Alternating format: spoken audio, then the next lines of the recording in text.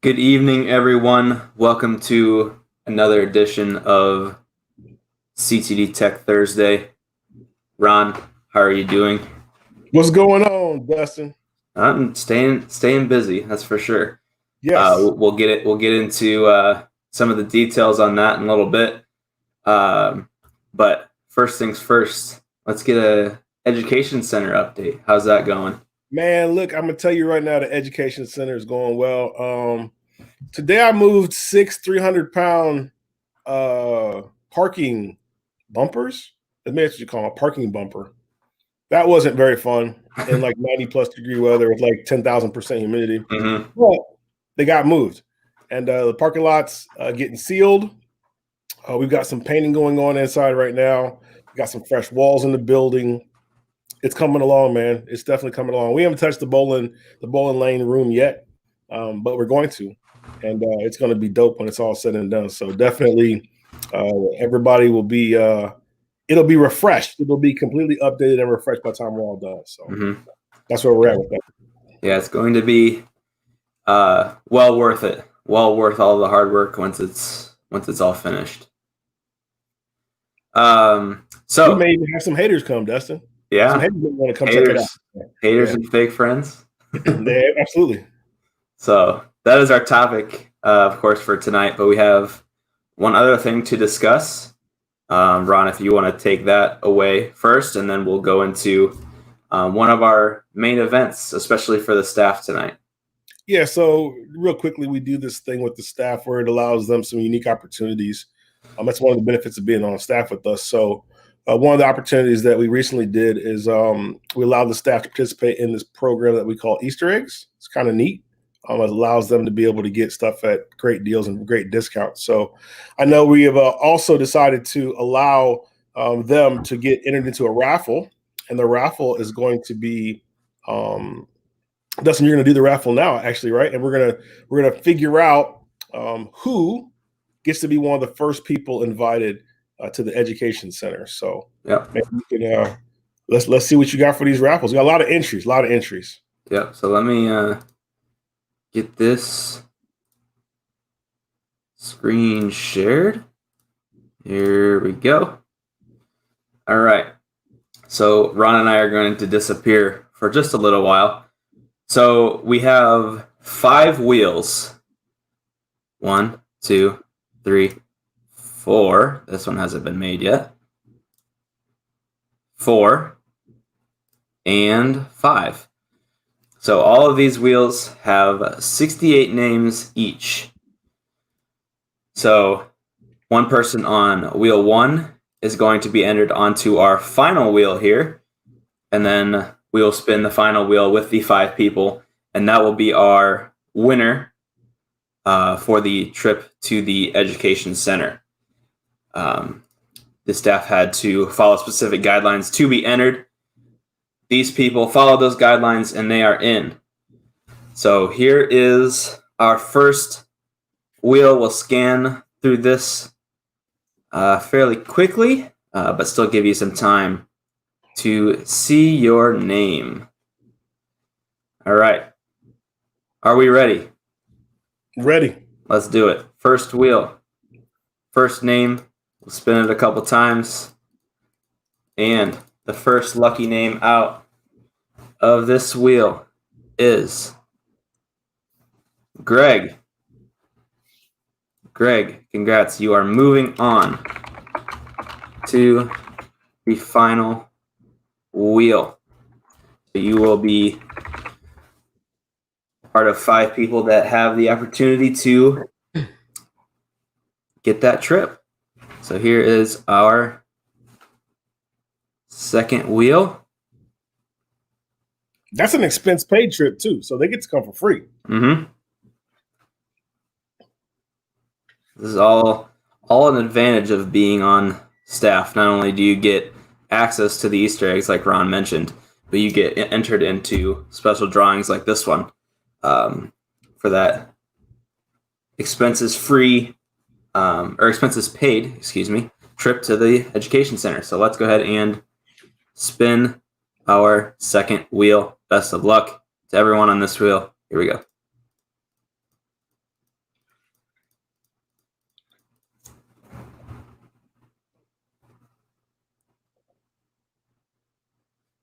Brian.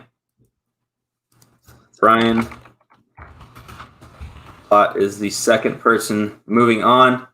Third wheel. Again, there's 5 wheels with 68 names each. All have the chance of getting on that final wheel to determine who gets that trip. So third wheel. Once we get the EC open, man, Mm-hmm. they're going to get one of the first invites to come check it out. Billy. So everybody's got a B in one of their names. Uh-huh. Billy. Common theme here. Okay, I'm going to go through wheel number 4. Again, there are 5 wheels. And all of these staffers followed specific guidelines to be entered onto tonight's wheels, I should say. All right, wheel number 4.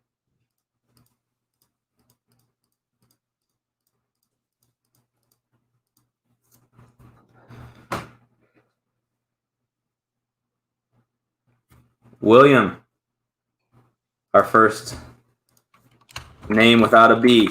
There we go. William, you're on the final wheel. And final wheel, 5th and final. Here we are. All of these names are on the final wheel.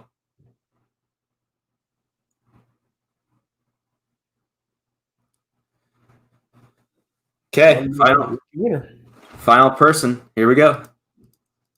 This qualifies them to get to the master wheel. Yep. Actual deciding wheel. Dennis. All right. Okay. You're the boss man. How long we spin this one? Well, how long do you normally spin it for? I click it 10 times and then 10 seconds. 10 seconds, man. Don't make it wait too long. 10 seconds. All right. Yeah. So change it to 10 seconds. They want to find out. All right. So here's our 5 coming from the first wheel. Greg. Second wheel, Brian. Third wheel, Billy. Fourth wheel, William. And 5th and final wheel, Dennis. They have all moved on to the decider wheel. This Spin it. It's a suspense. You got to build up the suspense. Ron wants me to spin it, so we'll spin it. Here we go. 3, 2, 1. Let's go. Who's gonna get to come first? All right, here we go. That person is going to be Brian Plott. Congratulations, Brian.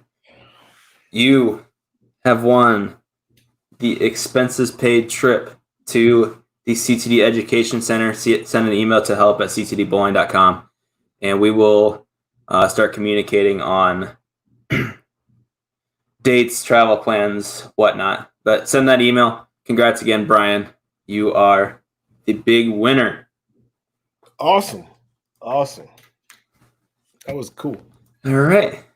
So we had to spin it.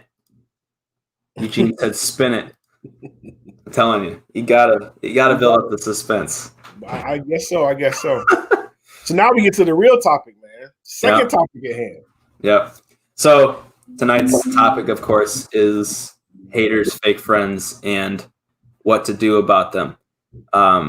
So Ron, I know right from the beginning of CtD, you guys had quite a bit of haters. That's still continues to this day sometimes. Yeah, man. The thing about haters, I had a mentor tell me once. He said, you actually are doing good, or you're having success. You know what you're doing is working when you get haters, because people that hate on other people they don't hate people that hate. Don't hate on people that are not successful.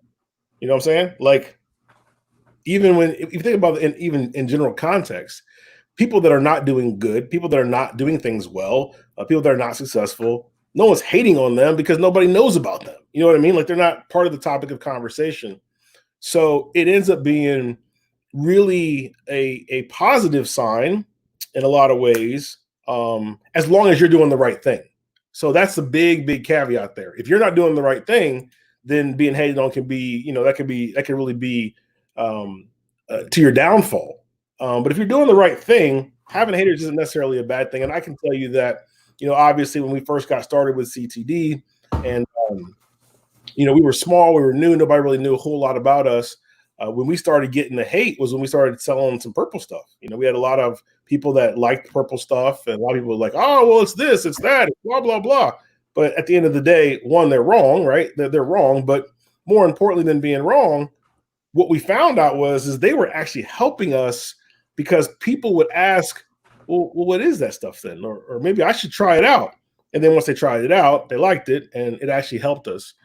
So I've kind of learned that if you're doing things and you're attracting haters, you're busy enough that people are hating on you, that they spend their time thinking about you, that actually is probably a good thing. That means you're on to something. Yeah, you must be doing something right.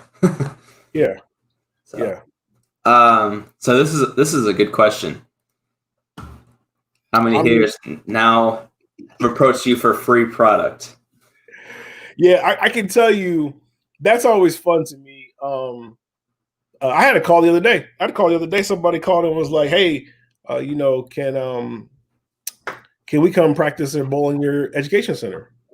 And this person I know had hated on me. Like, I've got like proof that they'd hated on me.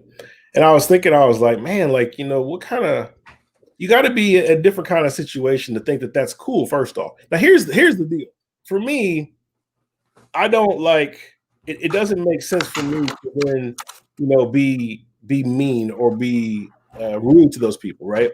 You could do that, and that's kind of a response that you would expect, but that's not really the right way to handle it. If for me, the way it works is, if you hated on me, or you do these things that trying to discredit or trying to bash or trying to take us down or whatever, and then later you decide you want to come back and be friends, I'm always amenable to that. Like, I'm okay with that. But there's a caveat. The caveat is there's no free lunch. So, like, in certain cases, I've given free product away. But if I know you're a hater, there's no chance you're getting free product from me, ever. Mm-hmm. Doesn't mean you can't buy the product. Doesn't mean you can't use the product. Doesn't mean that we can't be cool. But don't think that you're going to be able to get those additional benefits of someone who has not hated and been supportive and done the right kind of things. There's a consequence. There's a consequence to your actions. So I believe that, and I've seen it go both ways. I've seen people, get hated on and then want to throw the hate back. I don't typically prescribe to that. I will tell you that occasionally somebody will say something, and most of the time, you just let it go. Like, you just whatever, let it go. But sometimes it's good. It's good to defend a position, and that's good for a couple of reasons. I believe. I believe one of the reasons it's good is because people need to realize that there are consequences to their actions. Right. If you want to go out and say some wild stuff, then every now and again you may get punched in the mouth. That's how it works, right? Mm-hmm. If you want to be a keyboard bully, then every now and again you may have to get punched in the mouth. Right. So, not literally, I'm talking figuratively, obviously, but typically when I go down that path, it all comes from a position of education. When I go down that path, I don't think it's smart nor intelligent to try to beat people up just to do it, and I also don't think it's good to bash people. So I think if you're trying to help, you're trying to grow bowling, you're trying to do those kind of things, you've got to do it in the right way. But you can point out fallacies. You can point out things that are wrong, flaws in their argument, and you can do that. I do that. I pick and choose when I do that. I think the best way to handle it in a lot of cases is just to ignore it. If I'm doing the right thing and I got so much going on, I don't have time to even acknowledge that stuff a lot of times. But every now and again, it's good to let people know that you're still there and that you're still watching. And that if you start saying too much wild stuff, that you can be held accountable for that. So it's kind of a little bit of a balance there. But I definitely believe that at the end of the day, our focus has been to grow bowling from day one. So we try to encourage people in a positive light whenever possible to try to help grow bowling.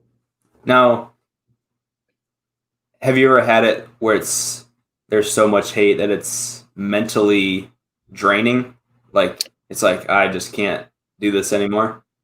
So I would tell you that for me personally, no, but here's why though. It's where is the focus and what are you trying to do? So anytime I would get hate toward me, I would always internalize that. Sometimes there can be some validity there, right? Sometimes people could be saying some stuff that you need to reflect on and internalize. It could be you coming across or me coming across in a way that I'm not trying to come across but that's how it's being perceived. So that's actually good criticism. You can view it as hate, but that's probably ends up just being good criticism all the way around. In other cases, you can take it and go, well, I see it for what it is. There's not really any validity to it. There's no basis for it. So you know what? On to the next thing. And don't dwell on it. I don't believe dwelling on it does anybody any good. At the end of the day, I'm out here too busy trying to help grow bowling to worry about Freddie Fussler, the hater. You know what I mean? Like I didn't have time to worry about him. And for the most part, the majority of people, the overwhelming majority of people are very positive and they like what we're doing and they see it and they get it. And, you don't have a lot of the negativity when you're doing the right kinds of things. A lot of times people, they may not understand what you're doing. A lot of haters come from it. A lot of hate comes from ignorance. They just don't know. Mm-hmm. They don't know. They don't understand. They don't get it. In certain cases, it's important to try to help them to understand. In other cases, you just got to keep it moving. At the end of the day, as long as you're doing the right thing, when it's all said and done, you'll win. You'll get to the goal you're trying to get to, and that's all that matters. Yeah, I mean, from my point of view, I think some of it comes from just not knowing what's going on. Like, I mean, you've seen it as well that some people think they can just go out and I'm going to go build this, when in fact, one, it could be damaging to not only yourself, but your bowling ball. But also, I mean, there's just information out there that can help you from not doing that. Right. So,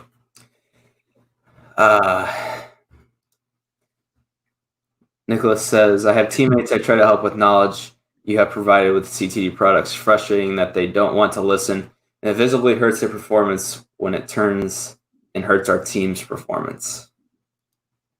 Yeah, I mean, I understand that. Like, here's the thing. I had a conversation, I actually engaged this week with the hater. But at the end of the day, you can't solve everybody's problems, and you can't expect everybody to understand. I mean, this was the quote that I said. I said, some people used to believe that the world was flat, and some still do. Mm-hmm. You can't help everybody. Like, you just can't help everybody. So once you come to that conclusion, then you just do the best you can with what you have and keep moving. Like, if you believe that, this is an example. If you believe that bowling with your bowling ball, your brand new bowling ball, out of box, and don't touch the surface of it and just bowl with it out of box, then you can do that. Now, you can't get it back. Like, that's not debatable. You're not going to be able to get it back to the factory because you don't have the factory equipment. But there are people that just believe that, well, if the manufacturer put it that way, then that's the only way I should use it. That's okay. Like, it's okay.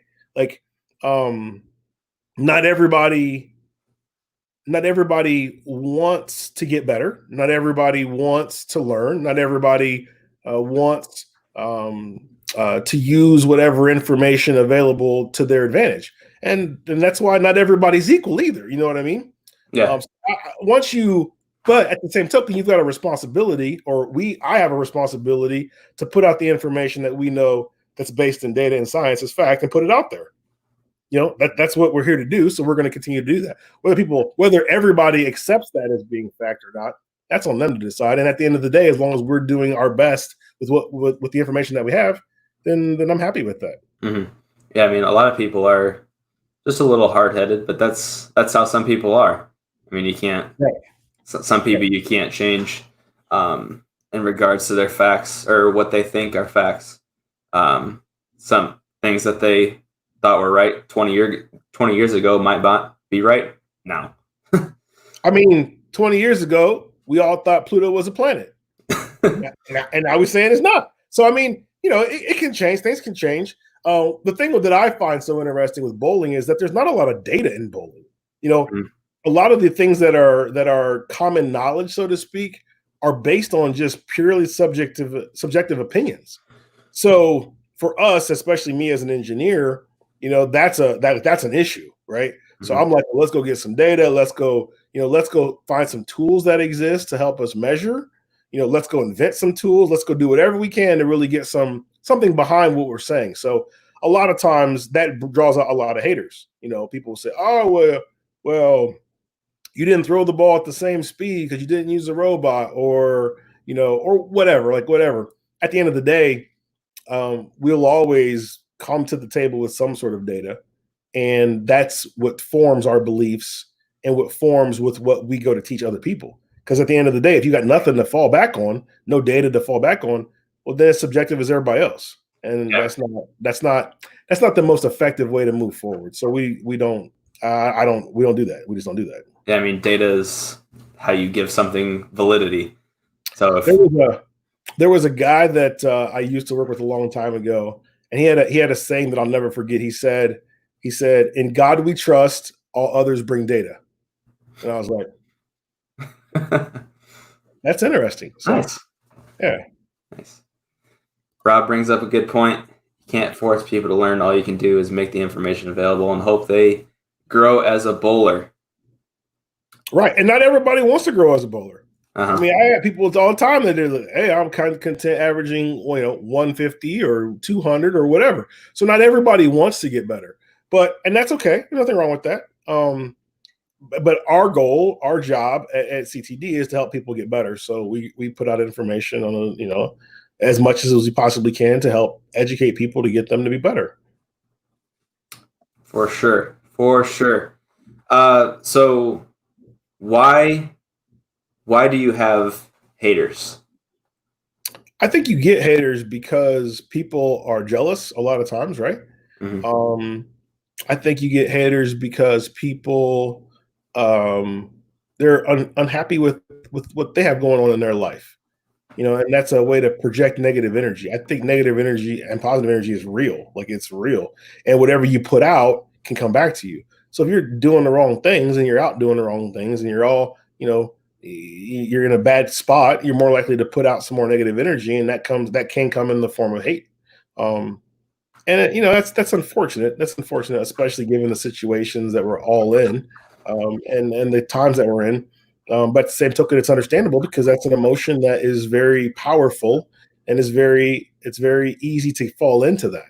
So, along those same lines, I think people have to be very aware of those things. You have to be very aware of your feelings and your emotions and those kind of things to be able to try to avoid hating.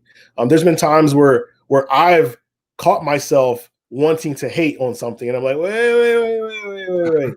This is the dead thing, the dead opposite of what you really want to be doing. So let's reel it in and come back to it. And there are topics, for me personally, that I still struggle with. So because of that, I don't talk about them until I have got to the point to where I'm emotionally in control of those situations. I just won't talk about them because it's like anything else. You have to understand the situation. You got to be able to internalize it, break it down, put it back together before you really start talking about it. So, now, have you ever had a situation where a business relationship was affected by something like that? Oh yeah. There were some people that were trying to put CTD out of business, which was kind of comical because the way they went about doing it was just the wrong way to do it. What they did was they actually had went to a supplier of ours, and they told the supplier all this stuff, all this negative bashing type stuff.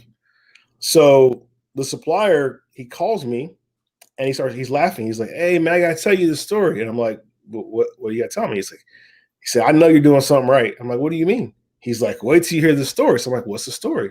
So he tells me the story, and the story basically is this, this guy calls him up, and the guy's just bashing me. Like, he's just bashing me, and, telling him, don't deal with CTD, deal with me instead, blah, blah, blah, yada, yada, yada. And, Ron, he's going to go out of business. He's in trouble. He's financially hurting. It's all bad. So he goes, I told the guy that if he wants to buy these products, he's got to go through you. I said, well, what's his name? Let me see if I can find out who this guy was. So he gave me all the information. I called the guy. The guy didn't answer the phone, but he had no affiliation with me or anybody that I knew. And it was kind of interesting because this guy was actually sent to call my manufacturer, one of our manufacturers, I should say, by another company. So, at the end of the day, our relationships that we build with other companies that we deal with, it's not really like a friendship. It's more like a family type relationship. We hang out, we communicate on a consistent basis. And I learned that is one of the ways that you can kind of get past a lot of that kind of stuff. You know what I mean? Some of that kind of stuff is you build really good relationships with people. And you are transparent, and you are upfront, and you are honest, and ultimately that'll pay dividends, especially when somebody tries to come in, the side door, if you will, and try to knock you off. Ultimately, that person failed miserably, and as a result of that, we continue to thrive. And I think a lot of people, they don't know those things, because we don't really talk about them very often. There's no real need for us to do that, and that's kind of how a lot of businesses work. There's another individual I can think of right now where this guy thought it was okay to purchase my government name and then didn't want to give it back to me. And he tried to use it for his own personal gain, and that created some issues, and ultimately I ended up getting it back. But as a result of that relationship that could have been formed there and have been very advantageous for both parties ended up being completely not advantageous for that individual or that company, and it's been completely advantageous for us because instead of us going to them and having them do a particular product for us, we just do it ourselves. And because we're growing and getting bigger and all those kind of things, and with the COVID situation and all that, for us, I mean, it's been an unbelievable good situation for us to be in, and it's their loss all because they weren't doing the right thing. So Andrew says, sounds like that individual is full of fear and struggling, wants to put the blame on someone else. That's another reason too. People hate, they are scared, intimidated. It's better to, like I saw mentioned already, crab in the barrel mentality. That's a lot of it too. If we're down, then you need to be down too. But that's not how you grow. That's not how you grow bowling. That's not how you grow internally. That's not. And for me, like, my whole life has been about overcoming situations or struggles. If you tell me that I can't do something, then that means I'm going to do my best to be able to achieve that. So when these people do these things, what they don't realize is that it actually helps me. Like, it helps me to become more creative, helps me to become more resolved in being able to achieve these things, especially if they're related to our goals of growing bowling. So, I think there's a lot of opportunity for people to be able to grow from negativity. But a lot of times people don't look at it that way.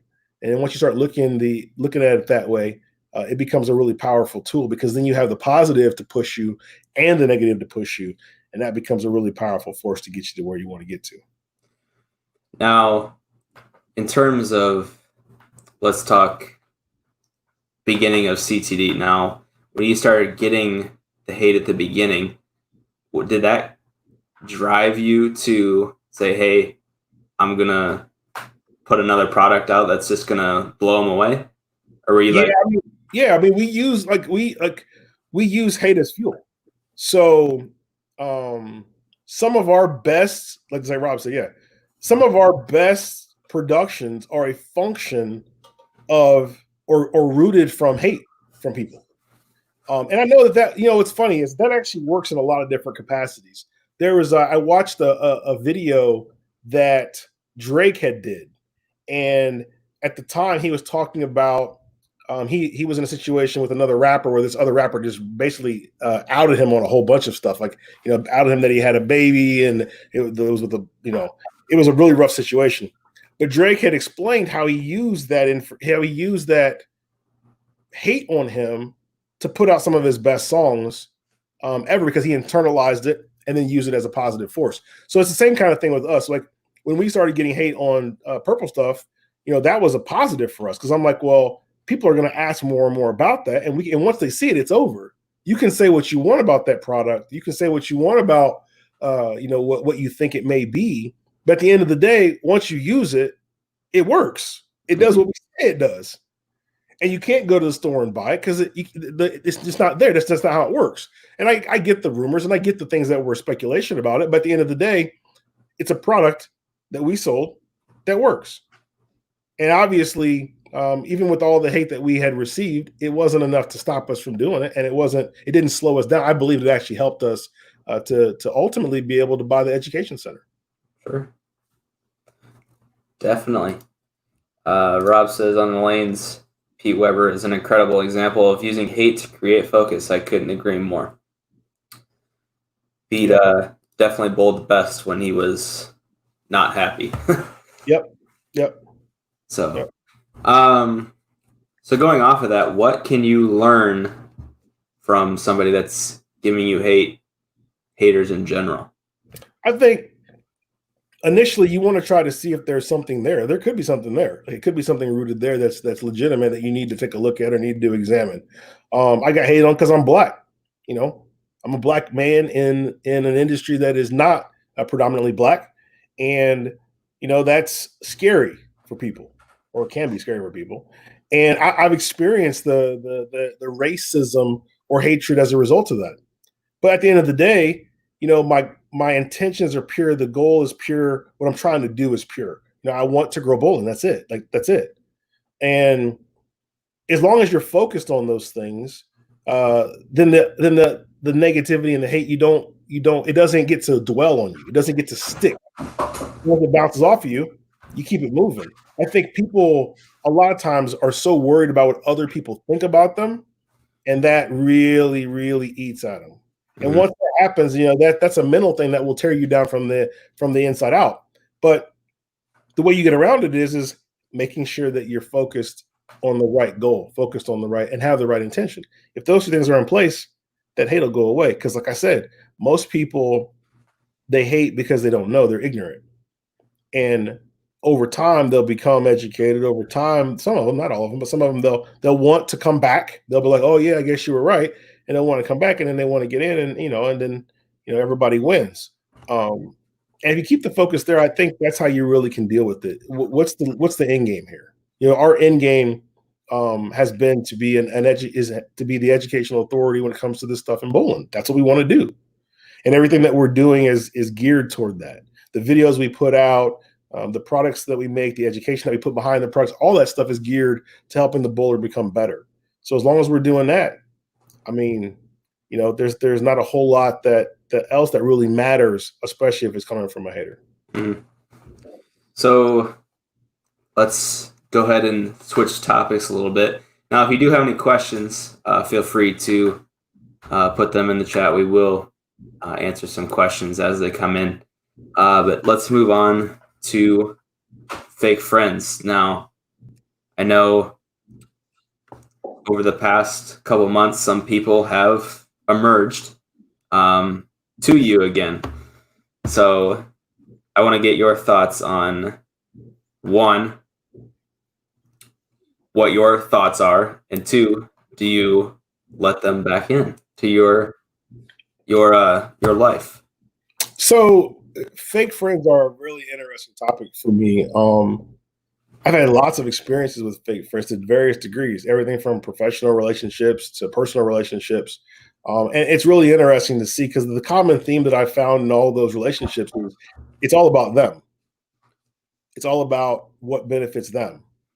It has nothing to do with a friendship or, I view kind of a friendship as a give and take. Like there's certain things that I can give, certain things that I get to take from a friendship.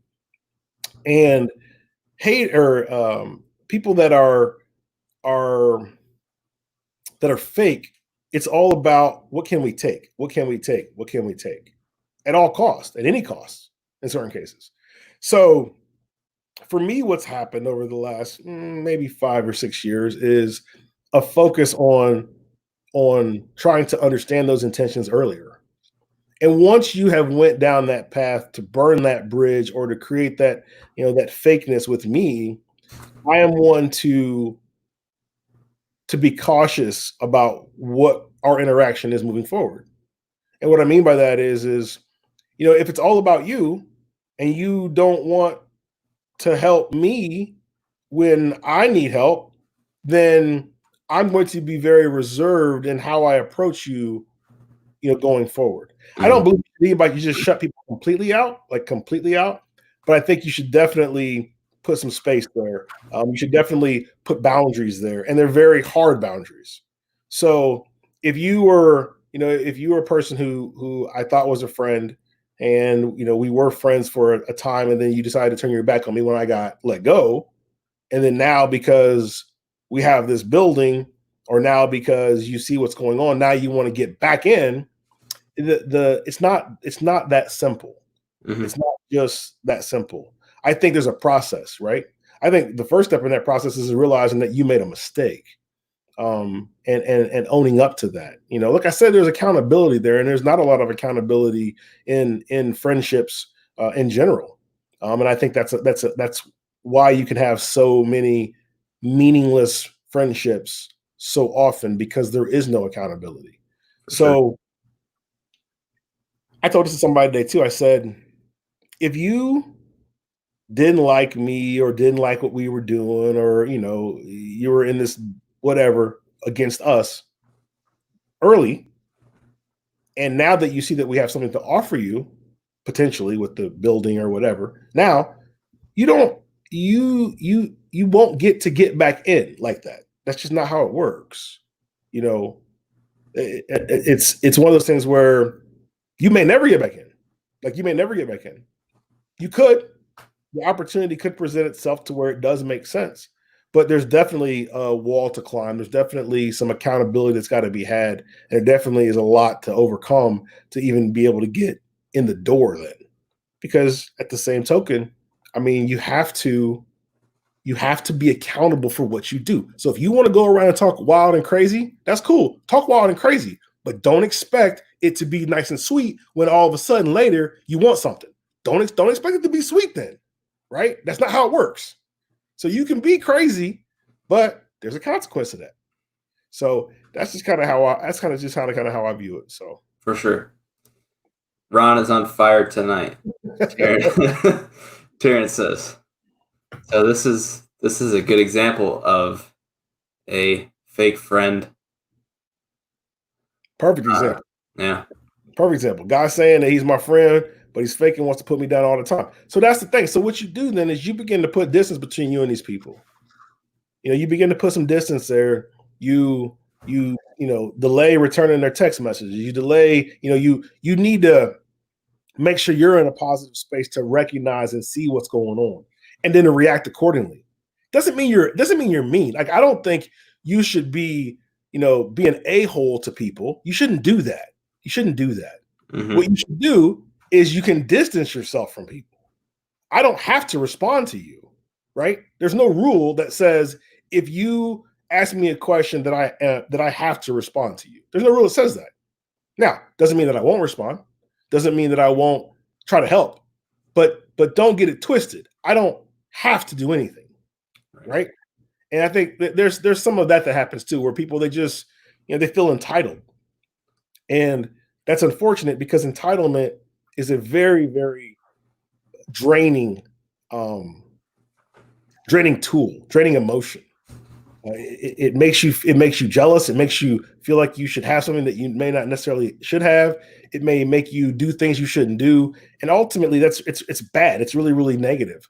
So stay away from those types of people. Like I said, you don't have to be mean. You can do it in a way that is professional. And sometimes it may be okay to like I said, to fire back. Sometimes people need to know that if you say too much wild stuff or you catch them in the wrong time, like I said, you may get punched in the mouth. Not literally, but figuratively. You know what I mean? So I think there is some validity there and some balance that's got to happen there too. But if people want to come back and they're remorseful and they show, that they've understood what they've done, then there's an opportunity there to begin to work that back. Doesn't mean you're ever going to get back to where you were. Doesn't mean that you have to get back at all. It just means that there should be an opportunity because you never know. There could be situations where you may need them. So I've been on both sides of that. I've been in a situation where somebody was a hater for me and very, very negative, very condescending and very bad. And then later, I wasn't that way back toward them. But then later, there's a situation where I needed that person. So because of the situation, and because I wasn't mean to them back, I was able to get that conversation that I needed to have happen, and being able to move on. So I just believe that there's always a professional way to do it, and it's knowing when to do it professionally and when not to do it is what really makes the difference. Yeah, there's a lot of people that think they are the boss of you and they're entitled to what they think should happen. You know Right. what I mean? Like, you do this, but I'm not going to do this. You just have to do this. So right, and that's not how it works. Like, so to me, when we get in those situations, if it gets to the point to where I've had enough, then we're done. Like, it's over. That's it. If that means blocking that person, then we block them. If that means cutting the conversation off, then we cut it off. At the end of the day, you don't get to control me or my emotions. You don't get to control how I react or think to these things. So it's important to know that only I do that. If Ron is sad, it's because Ron's feeling the sad emotion. He's owning that. And the same thing is true for that other person. But that doesn't mean that you get to enforce how you feel on me and that I have to take it. That's just not necessarily how it has to work. And I don't think that people fully realize that a lot of times. They're like, well, if this is how the person is treating me, then that's just how it is. No. It's not right. Speak up. Right. Here's a good one for you. How do you de-stress after you walk away or ignore the hater? Go do something you like doing, or go do something that gets your mind off of it. Sometimes I'll go run. I don't necessarily like running, but I do run. I do it because I like to eat. I like to eat bad stuff. If you're going to eat bad stuff, you better do something to balance that out.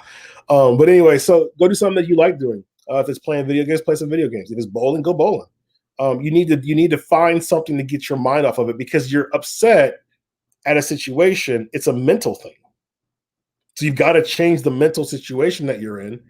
And action is a good way to do that. Actions will change mental situations. You can be angry and then go do something that's physical, action-wise, not in a negative way, but like running, like I said.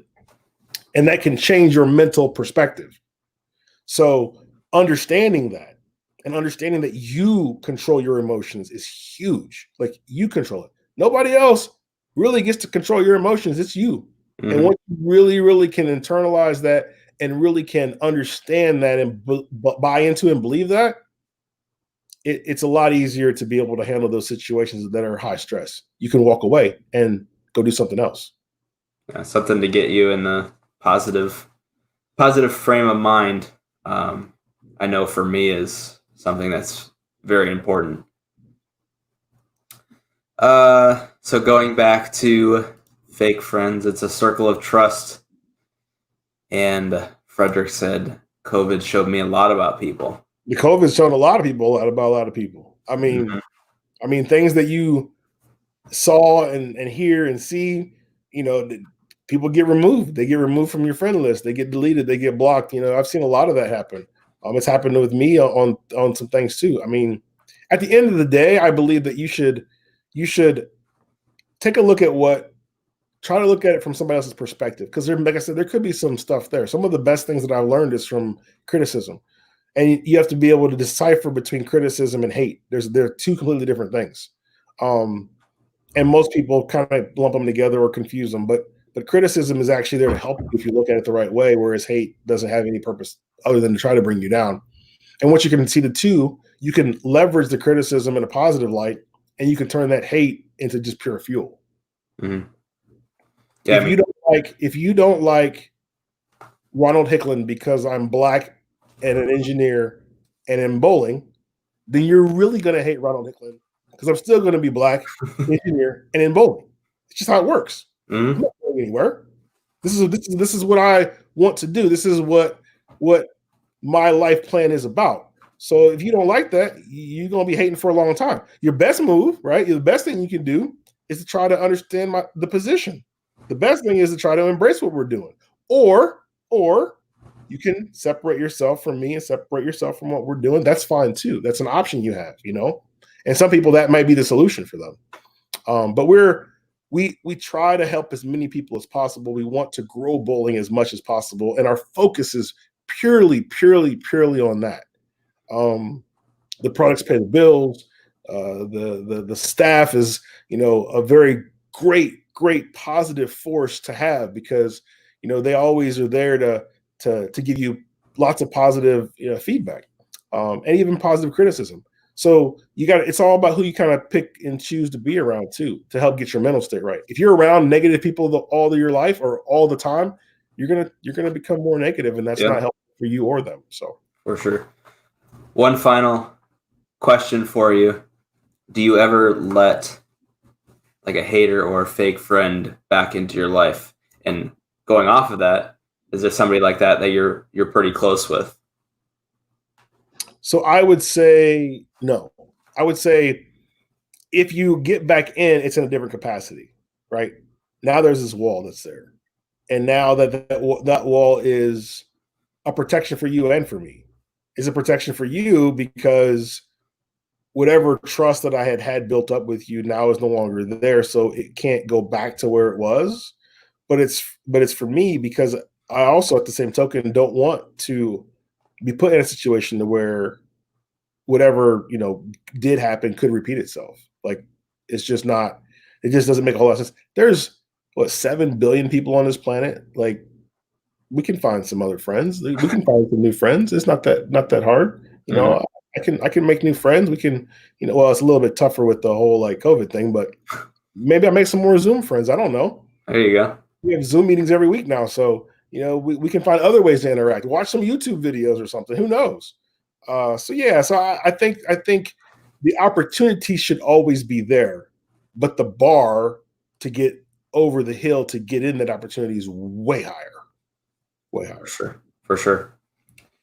All right. Well, do you have anything else to add? Well, I saw Charles. He asked a question. He said, "Who are you looking for the next PBA staff member, pro staff member?" We're not. I get people asking me that question all the time. Hey, well, can I get on your staff? No, we're not really looking to expand the staff. We started with Ryan, and Ryan now has decided that he doesn't want to bowl full time on the tour. He's still going to bowl some events, and he'll still support us when he's bowling those events. We picked up EJ and picked up Michael Martell as well. But we're not actively trying to grow our pro staff. We want to grow our amateur staff. We want to grow our regional staff. We want to grow our national staff. We want to grow our educational team.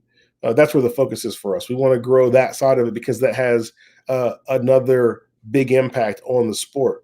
If we get better high quality videos and we can share those with more people and we can spend some advertising against those, that has more of an impact on trying to grow bowling than if I just paid that money to another pro staffer. So that's where our focus is right now. We are very, very supportive of a lot of organizations, including the PBA, as you well know. But at the same token, the goal is simple. The goal is to be the educational authority in bowling, and we're going to do that simply by continuing to educate other consumers of all ages and all groups and all averages through all the platforms that we possibly can. So that is where the focus is. That is where we are going to remain. And the Education Center will become another centerpiece of that focus once we get it complete. I like what Nicholas said. We need to get that on a T-shirt. Oh, poo platters! I tell you right now, that was funny when we did the interview with Simonelli. That was very educational. That was fun. Definitely very educational, and I'm sure we'll have him on here again too. Like I said, he's not. He said retirement, but I would more like. I think it's more like taking a break. Mhm. When you retire, that's when you quit. Like that's when you're done. Like you know what I'm saying. Like that's when it's over. It's not over for him.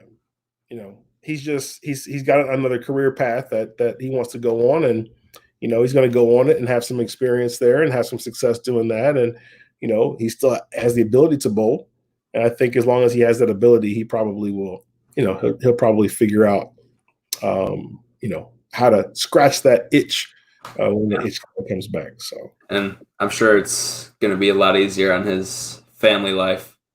He has 2 kids, correct? Yeah, he just had another baby, so he's got a full house, and they're both young, so that that means you got to stay up all the time. You're up 24 hours a day because somebody's awake and not getting much sleep. So at the same token, I respect his decision. I think he's doing what's best for his family, and that's for sure. It's always what you should do. So I thought somebody asked about Clarence.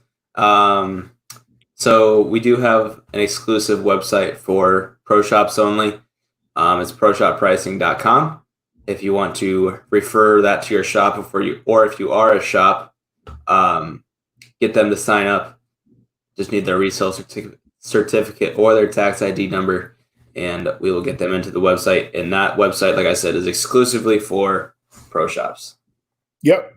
Opportunity. There's a goal there too, right? There's a goal there to get enough pro shops to form a pro shop community.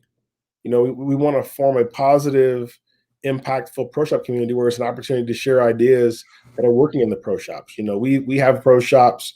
We've learned a lot from other pro shops, and it'd be nice to be able to be somewhere where you could talk to other pro shops about what's working and cross share ideas. I believe once again, if you want to grow bowling, you've got to get the players that are involved, and the pro shop is the reason the bowling ball is usable. No pro shop, no holes drilled, not usable bowling ball. So you've got to protect and you've got to work with the pro shops. And we've always been very consumer focused, but that's why we built that website for pro shops. We were like, well, why don't we give pro shops, an opportunity here too to be able to capitalize on our products as well as build a community there so that there's an opportunity for them also to get in and learn some new things too. For sure. All right. Well, that was a good discussion. Hope everyone enjoyed that, learned something. We, of course, will be back next week. And again, Brian Plott, congratulations on being the winner of the Education Center drawing. He is a member of CtD staff and was entered into a drawing. And of course, won. So you can join staff and have opportunities like that by going to ctdbowling.com and fill out an application there. It's absolutely free to join in the regional level. So thanks everyone for tuning in. Ron, we appreciate your insight as always. And we'll talk to everybody soon. Have an awesome night. Have a good night.